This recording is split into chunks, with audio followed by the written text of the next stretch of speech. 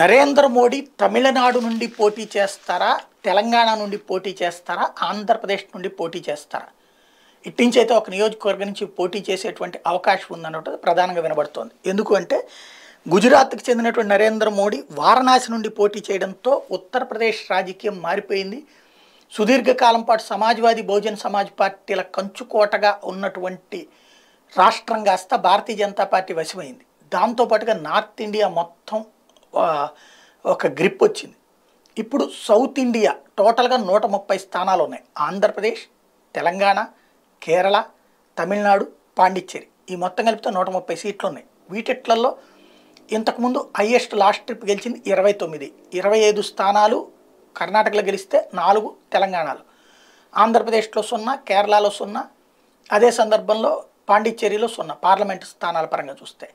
ఇప్పుడు అదే కాంగ్రెస్ పార్టీ కూడా మిత్రపక్షంగా అటు పక్కన వాళ్ళతో ఉంది కాబట్టి, డిఎంకే కూటమిలో ఉంది కాబట్టి మొన్న 8 స్థానాలు తమిళనాడు నుంచి గెలిచింది. అదే సందర్భంలో కర్ణాటకలో ఒకే ఒక్క స్థానాన్ని గెలిచింది. ఇటు పక్కన తెలంగాణలో 3 స్థానాలు గెలిచింది. మొత్తం మీద కలిపి బీజేపీ కాంగ్రెస్ల మధ్య చూస్తే కాంగ్రెస్ కంటే బీజేపీ పెర్ఫార్మెన్సే దక్షిణాదిలో ఎక్కువగా ఉంది. కేరళ మర్చిపోయా, కేరళలో గెలిచింది భారీగా 15 సీట్లని కేరళలో గెలుచుకుంది. దాంతో పోల్చుకుంటే కనుక భారీగా విజయం సాధించినట్టు, అంటే బీజేపీ కంటే ఎక్కువ ఉన్నట్టు. అయితే ప్రాంతీయ పార్టీల హవానే ఎక్కువ ఉంది. 9 సీట్లు తెలంగాణలో కావచ్చు, 22 సీట్లు ఆంధ్రాలో కావచ్చు, ఇటు వైసీపీ, అక్కడ టీఆర్ఎస్, తమిళనాడులో డిఎంకే, కేరళలో కమ్యూనిస్టులు, ఇట్లాంటి కాన్సెప్ట్తో ఉంది. పాండిచ్చేరిలో లోకల్గానే ఉన్నటువంటి పరిస్థితి. ఇలాంటి దశలో దక్షిణాదిలో తమిళనాడు నుంచి కానీ, తెలంగాణ నుంచి కానీ, ఆంధ్రా నుంచి కానీ పోటీ చేయడానికి నరేంద్ర మోడీ కాన్సన్ట్రేట్ చేస్తున్నారు. ఎందుకంటే ఉత్తరాదిలో పీక్ స్టేజ్ సాధించారు, అవి కంటిన్యూ చేయాలి. దక్షిణాదిలో కొత్తగా సాధించాలి, కనీసం 60 స్థానాలకు తగ్గకుండా గెలవాలి.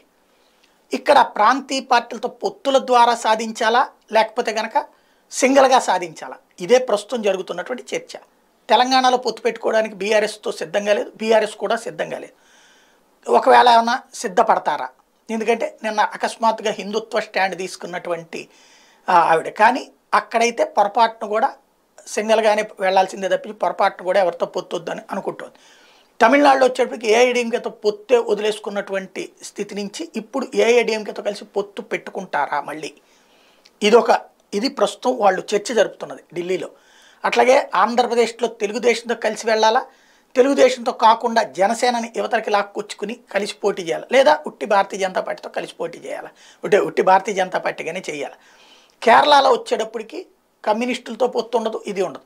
కాబట్టి దక్షిణాది మీద కాన్సన్ట్రేషన్కి సంబంధించి ఎలా గెలవాలి అన్న దాని మీద పొత్తులతోనా వితౌట్ పొత్తులతోనా అనేటువంటిది తేల్చుకునేటువంటి ప్రయత్నంలో ప్రస్తుతం భారతీయ జనతా పార్టీ అధిష్టానం ఉంది. సంక్రాంతిలోపే తేలేటువంటి అవకాశం ఉంది.